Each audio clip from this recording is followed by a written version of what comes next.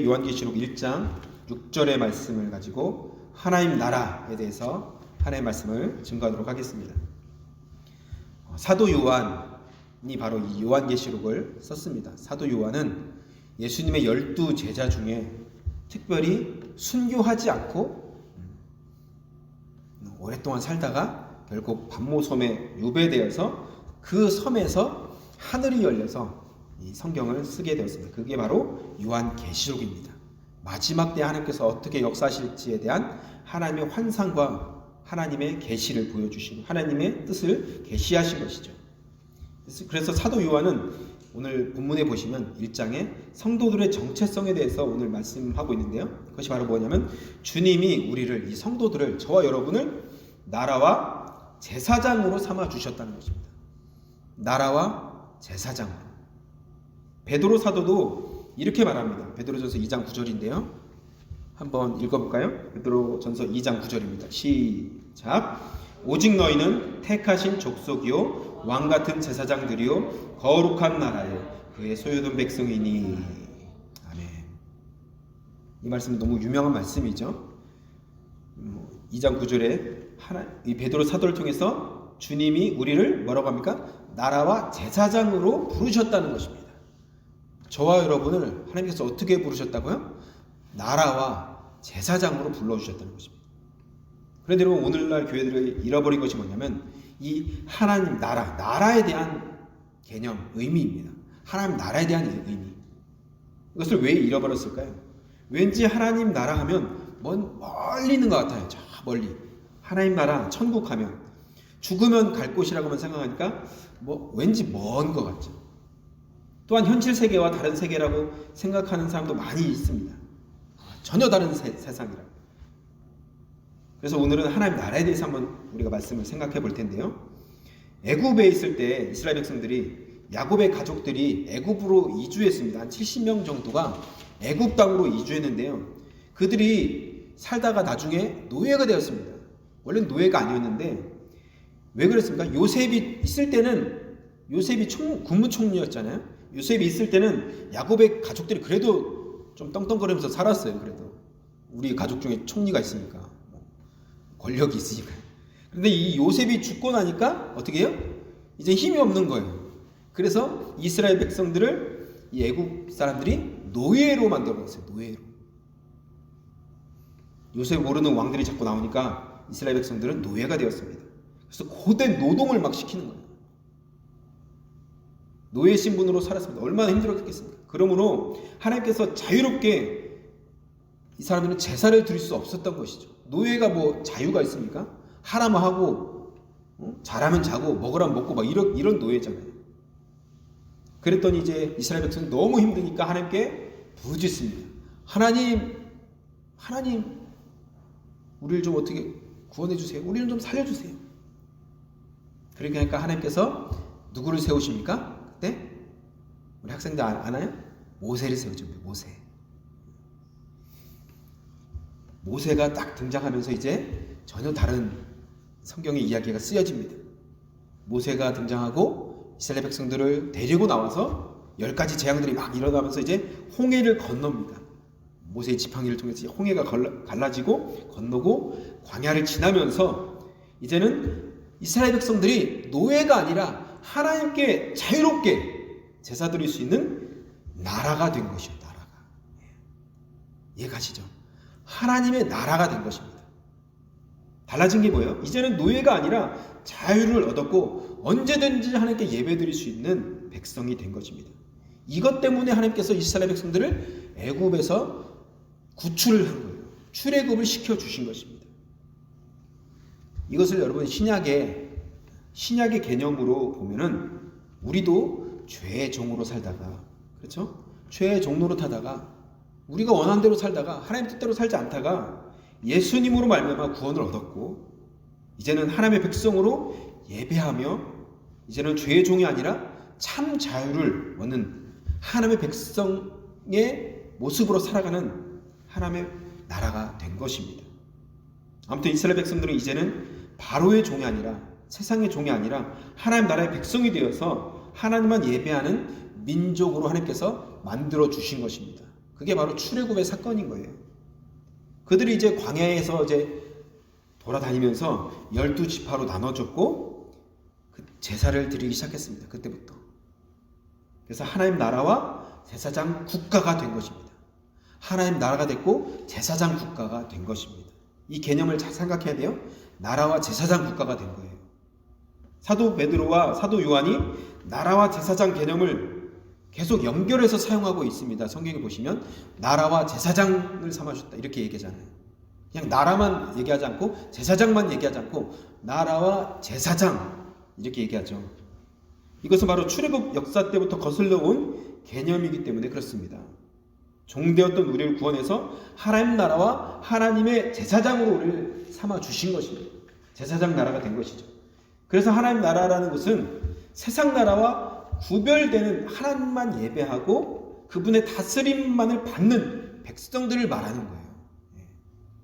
세상 나라와 구별되어서 세상 사람들은 이렇게 살고 이렇게 원하고 이렇게 행동하지만 우리는 하나님의 백성이야. 구별되었어. 그 사람들과 달라. 주일날 사람들은 막 놀러가고 주일날 사람들은 자기가 원하는 대로 캠핑 다니고 뭐 마음대로 내 돈도 내 마음대로 쓰지만 이제는 우리는 구별되었어요.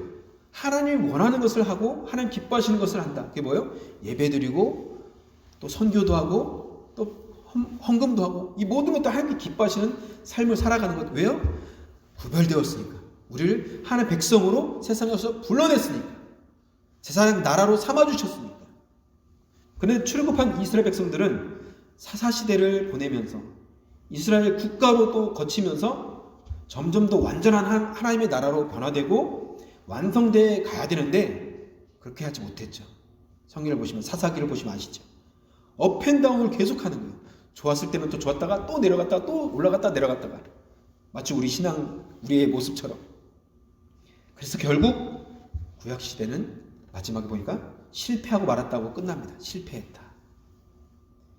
이것이 구약 성경의 어떻게 보면 전체적인 흐름이에요. 그래서 말라기가 구약 성경의 마지막 성경이거든요. 마지막으로 구약의 막을 내리는데 그 후에 400년 동안 이 말라기 성경부터 예수님이 올 때까지 이 400년 동안은 선지자도 예언자도 없었어요. 하나님이 말씀을 하지 않으세요. 암흑시대죠. 전혀 하나님이 누구한테 임재해서 하나님이 이렇게 말씀하셨습니다. 이렇게 말하지도 않는 거예요. 하나님이 그냥 침묵하셨어요. 400년 동안. 그래서 2000년 전에 예수님께서 때가 되었을 때 예수님이 아기의 모습으로 우리가 성탄절날 그날이잖아요. 예수님이 막국간에 아기 인간의 모습으로 오신 것입니다. 그래서 보다 완전한 하나님의 나라가 이 땅 가운데 이루어지게 된 것입니다. 예수님은 공생활을 시작하시면서 그래서 처음 하신 말씀이 정말 중요해요. 한번 볼까요? 마태복음 3장 2절인데요. 그리고 마가복음 1장 15절입니다. 우리 두 구절 같이 한번 읽습니다. 시작. 회개하라 천국이 가까이 왔느니라 하였으니 이르시되 때가 찼고 하나님의 나라가 가까이 왔으니 회개하고 복음을 믿으라 하시더라. 아멘. 예수님이 처음 하신 말씀이 뭐예요? 회개하고 하나님의 나라. 그죠? 회개와 하나님의 나라. 여러분, 하나님의 나라는 회개와 연결되어 있습니다. 이 회개라는 문을 통과하지 않고는 하나님의 나라에 절대 들어갈 수 없어요. 무조건 믿음이다 이게 아니에요. 회개와 믿음입니다. 히브리서 말씀을 보면. 그렇죠? 요즘에는 왜 문제가 되면 나중에 이 말씀도 나중에 증가할 시간이 있겠지만 무조건 믿으면 천국 갑니다. 그게 아닙니다. 회개하고 믿는 거예요. 아멘이십니까? 네. 회개하지 않고 어떻게 믿을 수 있어요? 회개하지 않고 어떻게 하나님 백성이 될 수 있어요? 절대 그럴 수 없습니다. 과거의 모든 삶을 청산하고 새롭게 돼야 하나님 백성이 될 수 있는 거예요. 회개하지도 않았는데 난 믿음이 있어. 그럴 수 없습니다. 우리 아이들 모태신앙이잖아요. 우리 아이들 대부분 모태신앙인데 나는 그냥 믿어. 난 어떻게 천국 가겠지? 절대 그렇지 않습니다. 회개하지 않으면 절대 하나님의 백성이 될 수 없어요. 예수님을 인격적으로 만나지 못하면 절대 천국을 볼 수도 없고 맛볼 수도 없고 들어갈 수도 없습니다. 니고데모 사건이 바로 그거죠. 네가 모태신앙이냐? 니고데모 모태신앙일 거예요. 유대인이잖아요. 성경 교육도 잘 받은 사람인데 네가 거듭나지 않으면, 회개하고 거듭나지 않으면 천국을 볼 수도 없고 천국에 들어갈 수도 없다. 그게 예수님의 분명한 복음입니다. 우리 아이들, 학생들이 있는데 내가 당연히 천국 가겠지? 그냥 그렇게 한다고 천국 가는 것이 아닙니다. 난 교회 나오면 천국 가겠지? 절대 그렇지 않습니다. 회개하고 복음을 믿어야 됩니다.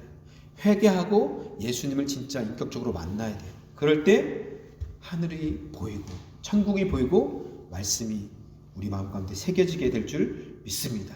그래서 예수님은 회개하고 복음을 믿으라 이렇게 말씀하시는 거예요. 아무튼 신약의 하나님 나라는, 신약의 성도들도 처음에는 세상 속에 있었습니다. 마치 히브리 백성들이 바로 왕의 아래 처음에 있었던 것처럼 근데 예수님의 죽으심과 부활을 통해서 우리에게 새로운 길을 열어주셨습니다. 이게 놀라운 은혜예요. 이게 놀라운 복음입니다. 그래서 복음인 거예요. 모든 민족이 예수님을 믿음으로써 회개하고 믿음인 거예요. 이게. 이 앞에 회개라는 것이 전제가 있어요. 회개하고 믿음으로써 하나님을 예배하는 그의 나라가 되게 하신 것입니다. 할렐루야. 네. 회개하고 복음을 믿는 그 사람들을 하나님의 나라가 되게 하신 거예요. 아무나 그냥 나라가 되는 것이 아닙니다. 여기에서 중요하게 우리가 생각할 부분은 구약의 하나님의 나라는 어떤 나라예요? 민족 공동체, 유대인, 그렇죠? 혈통으로 이루어진 유대 백성, 이스라엘 백성들. 그런데 신약의 하나님 나라는 뭐예요? 뭘까요? 신약의 하나님 나라는 뭐예요? 교회 공동체입니다. 교회 공동체. 잘 생각해 보세요. 신약 시대에는 주님은 민족 혈통과 관계없이 모든 민족을 교회로 부르셨습니다. 믿으십니까? 하나님이 우리를 교회로 부르셨어요. 신약 시대. 그래서 교회라는 공동체를 통해서 하나님의 나라를 세우셨고 지금도 교회를 통해서 하나님은 하나님의 나라를 세우고 계십니다. 그러니까 저 여러분이 교회이고 하나님 나라인 것입니다. 이곳에 그래서 하나님이 함께 하시고 이곳에 하나님의 다스림이 있고 하나님이 그래서 그 하나님 나라에 임하시는 거예요. 이 교회 위에 하나님이 임하시는 것입니다. 이곳이 하나님 나라이니까. 그래서 하나님 나라가 교회적이라는 말은 다시 말해서 공동체적이라는 거예요. 공동체적이다. 개인적이지 않다는 거예요. 개인적이지 않다. 너무 중요한 말씀입니다, 여러분. 오늘 말씀. 이걸 헷갈리는 사람이 있어요. 어떤 사람은. 나만 잘 믿으면 되지. 이런 게 아니라는 거예요. 하나님 나라에 대해서 예수님은 누가복음 17장 20절에 이렇게 말씀해요. 21절까지 중요한 말씀 또 한번 읽어볼까요? 시작. 예수께서 대답하여 가라사대 하나님의 나라는 볼 수 있게 임하는 것이 아니요 또 여기 있다 저기 있다고도 말 못하리니 하나님의 나라는 너희 안에 있느니라. 아멘. 이 말씀을 좀 더 깊이 들여다볼게요. 너희 안에 있다고 했잖아요. 하나님 나라가 너희 안에. 이 너희라는 말은 영어로 하면 among you거든요. among you. 너희들 안에 있다는 거예요. 근데 이 말은 헬라어 말로 you가 바로 휘몬이에요. 휘몬. 2인칭이에요. 2인칭. 그러니까 한 사람을 얘기하는 것이 아닙니다. 여러 사람을 얘기하는 거거든요. 그러니까 하나님 나라는 한 사람이 아니라 여러 사람의 공동체 안에 있다는 거예요. 예수님께서 그렇게 말씀하십니다. 한 사람한테 너 안에 있어 이렇게 너한테 얘기한 것이 아니라 너희 안에 공동체를 향해서 말씀하신 거예요. 이게 정말 중요합니다. 이 개념이 정말 중요한 거예요. 누가복음 22장 29절 보시면 내 아버지께서 나라를 내게 맡기신 것 같이 나도 너희에게 맡겨. 그렇죠? 이 말씀도 개인적인 것이 아니라 공동체, 너희에게, 이게 바로 휘몬인데요. 이것도 바로 너희에게 맡겼다는 거예요. 이 나라를 너희에게 맡겨. 공동체예요. 공동체. 마태복음 18장 20절 볼까요? 밑에 있죠? 두세 사람이 내 이름으로 모인 곳에 나도 그들 중에 있느니라. 이 말씀에는 하나님 나라는 보이지 않지만 하나님 나라가 공동체로 임한다는 그것이 깔려있죠. 이 말씀 잘 보면 너희 안에 두세 사람이 내 이름으로 모인 곳에 하나님께서 함께 하신다. 이 공동체잖아요. 공동체. 그게 바로 뭐예요? 마가의 다락방의 사건이잖아요. 두세 사람이 내 이름으로 모인 곳에 열심히 기도했더니 그곳에 하나님의 영이 임해서 교회가 그때 딱 시작된 것이죠. 그러므로 교회는 모일 때, 모여서 예배할 때 그것에 하나님 나라가 임하게 되고 공동체로 모일 때 하나님의 통치, 임재를 경험하게 되는 것입니다. 그래서 교회 역사를 살펴보면 핍박과 환난 중에도 교회는 그렇게 모이려고 했어요. 그렇게 예배하려고 했습니다. 왜요? 모이는 것이 하나님 나라니까. 모일 때 그것이 바로 교회니까. 너는 저기 있고 나는 저기 있고 너 알아서 신앙생활 잘해. 어차피 뭐 하나님 함께 하시니까. 이렇게 하지 않는 거예요. 모였을 때 그곳 하나님이 임재하시니까. 모였을 때 하나님께서 그곳을 하나님 나라라고 교회로 부르시니까. 비슷하게 고린도전서 3장 6절 말씀을 한번 볼까요? 고린도전서 3장 16절 말씀인데요. 같이 한번 읽겠습니다. 시작. 너희가 하나님의 성전인 것과 하나님의 성령이 너희 안에 거하시는 것을 알지 못하느냐. 이 말도 너희는 바로 고린도 교회를 향해서 말하는 거예요. 이 고린도 교회 편지가 누구한테 쓴 겁니까? 고린도 교회 공동체에게 쓴 거잖아요, 바울이. 그렇죠? 너희가 하나님의 성전인 것과 너희 성령이 너희 안에 거하신 것을 알지 못하느냐? 하나님 나라가 우리 안에 교회를 통해서 이루어진다고 말씀하고 있는 것입니다. 아멘. 우리 세천교회 위에 하나님 나라가 함께 하신 것을 믿으시기 바랍니다. 오늘날을 여러분 보통 포스트 모더니즘 또 이렇게 말하잖아요. 이것은 대단한 변화죠. 전에는 포스트 모더니즘, 지금 뭐예요? 포스트 모더니즘 이렇게 얘기하는데, 이전에는 공동체를 중요하게 생각했습니다. 공동체를. 그래서 공동체를 위해서 개인이 희생을 당하는 경우도 많았어요. 공동체가 원하니까 개인의 어떤 것을 희생했어요. 그런데 포스트 모더니즘 시대는 개인이 드러나고 개인을 강조하는 시대입니다. 그래서 우리 신앙마저도 개인주의 신앙으로 흐르고 있습니다. 내가 좋으면 받아들이고 내가 싫으면 거부하는 거예요, 그냥. 그래서 이성적인 판단보다는 내 느낌이나 내가 좋고 내가 나한테 받아들여지는 어떤 것들, 감정적으로, 그래서 감정으로 판단하죠. 내 느낌으로 판단하고. 지금이 그런 시대입니다. 여러분 그렇지 않습니까? 포스트 모더니즘 시대는 그래서 개인을 소중하게 생각합니다. 개인. 너무나 중요한 문제이기도 합니다. 그런데 그보다도 공동체 의식이 많이 그래서 사라졌어요. 공동체가 무너지든 말든 나만 뭐 괜찮으면 돼. 이런 생각이죠. 나 중심으로만 생각하고 결정하고 판단합니다. 그렇게 행동합니다. 다른 사람이 어떻게 하든 상관없어요. 그런데 성경은 오히려 반대로 얘기하죠. 나를 위해 살지 말고 나를 위해 죽으신 주님을 위해 살라. 나보다도 남을 더 낮게 여기고 나보다도 이웃을 먼저 생각하고 이웃을 먼저 사랑하고 섬겨라.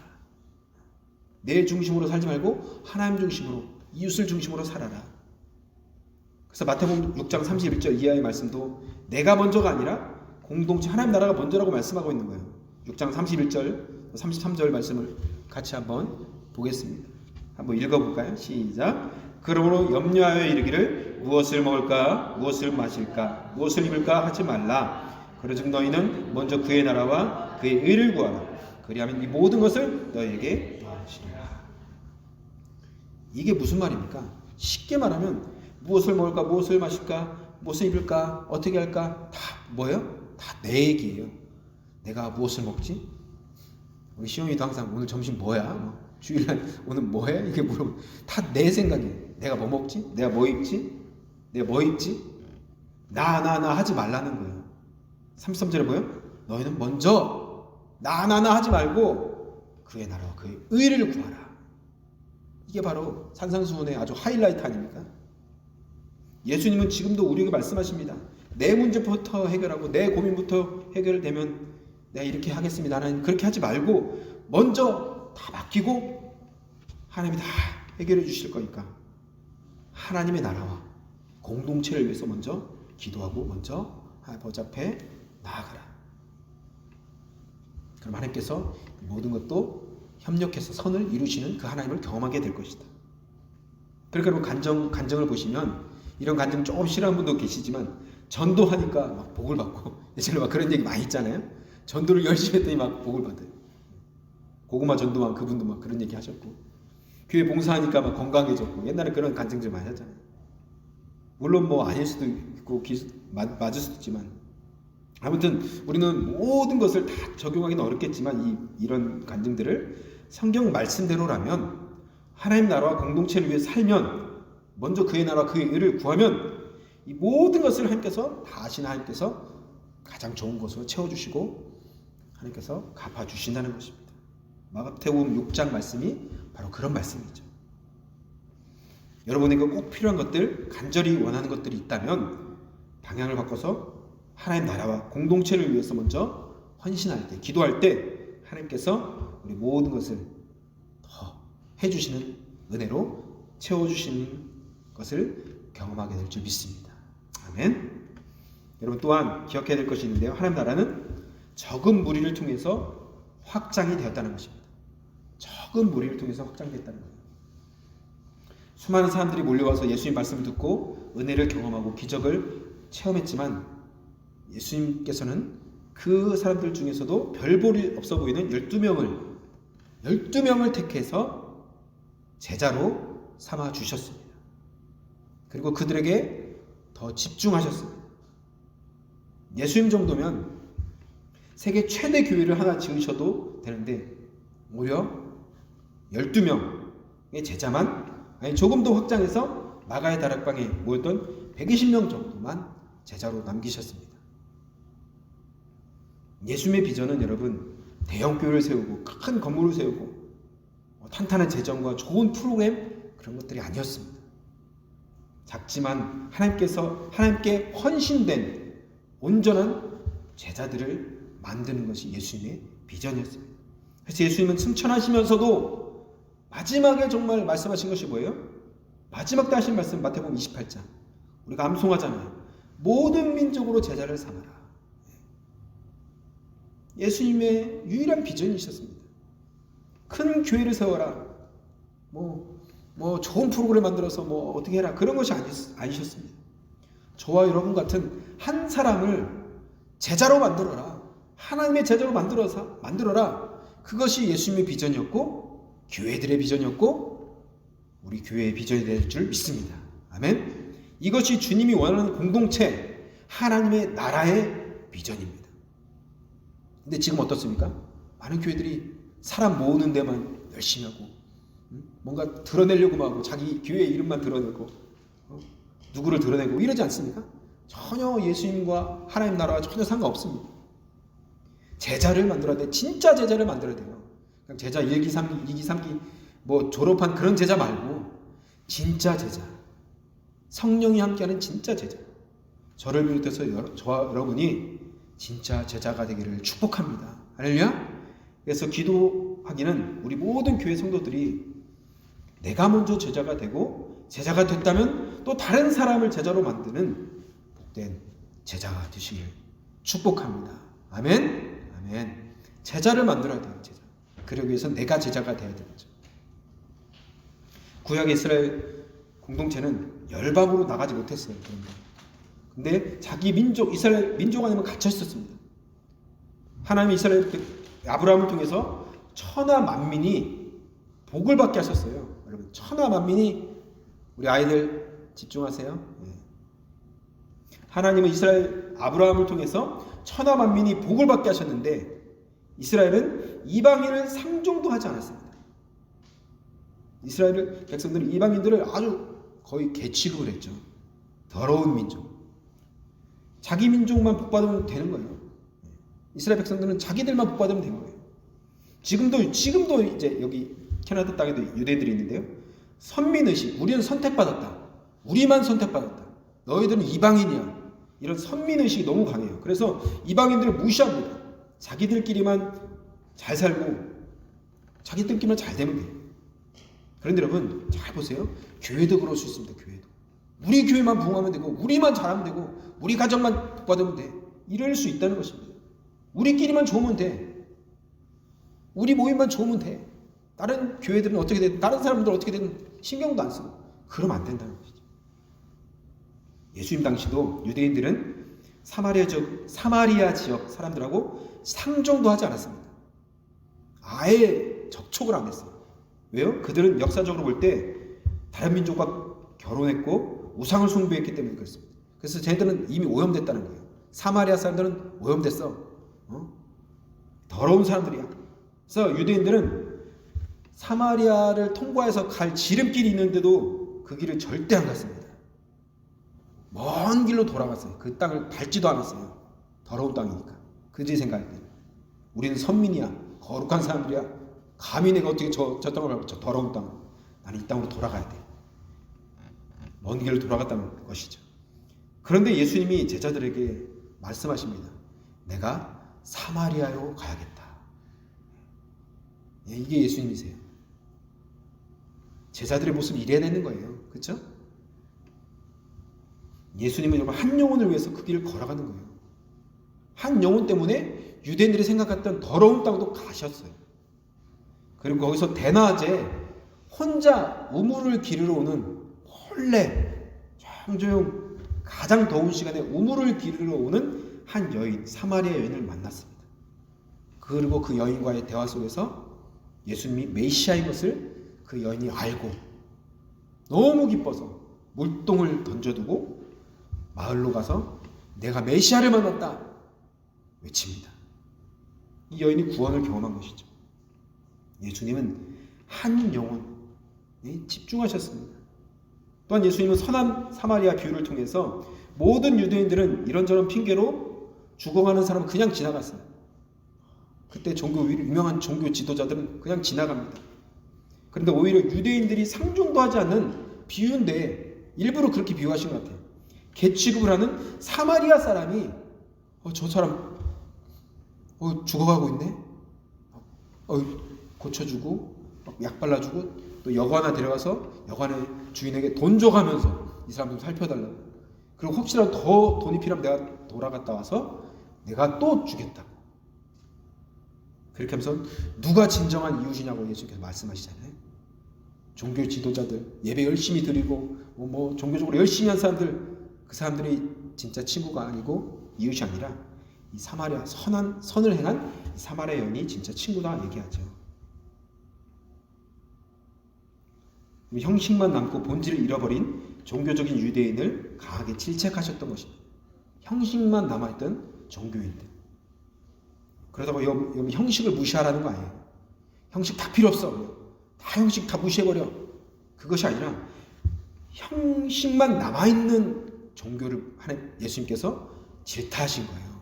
이 부분이 여러분 중요한 잘못하면 형식도 그냥 다 무시해버릴 수 있는데 본질이 담겨 있다면 형식도 정말 중요한 거예요. 아무튼 여러분 이제 말씀 맺겠습니다. 하나님의 꿈은 하나님의 나라를 이루는 것입니다. 이게 바로 하나님의 꿈이에요. 여러분 이것은 죽어서 가는 곳을 의미하는 것이 아닙니다. 이 하나님 나라는 죽어서만 가는 것을 하나님 나라라고 말하지 않아요. 성경 잘 보시면 우리 안에 하나님 나라가 있다고 말씀하십니다. 너희 안에 있다 하나님 나라가. 교회라는 공동체가 모일 때 그곳이 바로 하나님의 나라이다 이렇게 말씀하고 있습니다. 지금 이곳이 하나님의 나라입니다. 구원받은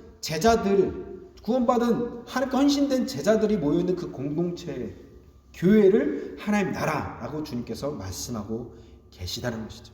이 하나님 나라가 더 확장하길 원하시는 것이 주님. 그래서 여러분 어려운 상황일수록 우리는 서로를 돌아보고 공동체를 세우고 공동체를 기도하고 공동체의 필요를 채워주면서 주님 앞에 나아갈 때 하나님께서 우리를 기뻐하시고 이 공동체를 축복하실 줄 믿습니다.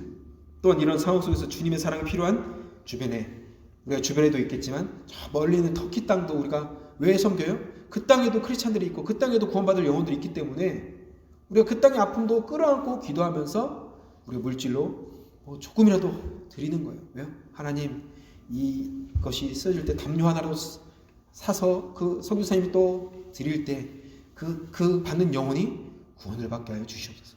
예수님의 제자가 되게 하여 주시옵소서. 그 터키 땅이 다시 한 번 더 회복되게 하여 주시옵소서. 교회들을 다시 한 번 더 주님 세워주시옵소서. 그런 마음으로 우리가 예물을 드리는 거 아닙니까? 여러분 우리가 그렇게 우리 공동체도 세우지만 저기 보이지 않는 저 멀리 있는 공동체도 세울 때 하나님의 나라가 든든히 세워질 줄 믿습니다. 그래서 먼저는 우리가 제자가 되고 우리 주변의 사람들을 한 사람이라도 제자로 만들면 그곳에 하나님 나라가 세워지게 되는 것입니다. 우리 새순교회가 앞으로 이 하나님의 비전, 하나님의 꿈을 이루어 드리기를 소망합니다. 할렐루야. 저와 여러분이 제자가 되었다면, 이미 제자가 되었다면 옆에 사람을 제자로 만드시길 축복합니다. 그냥 교회만 들락날락 하는 성도가 아니라, 그냥 그저 그런 성도가 아니라 진짜 제자를 만드는, 예수님처럼 12제자를 만드는, 이왕이면 제자를 만드는 복된 저와 여러분이 되기를 주님의 이름으로 축복합니다. 아멘.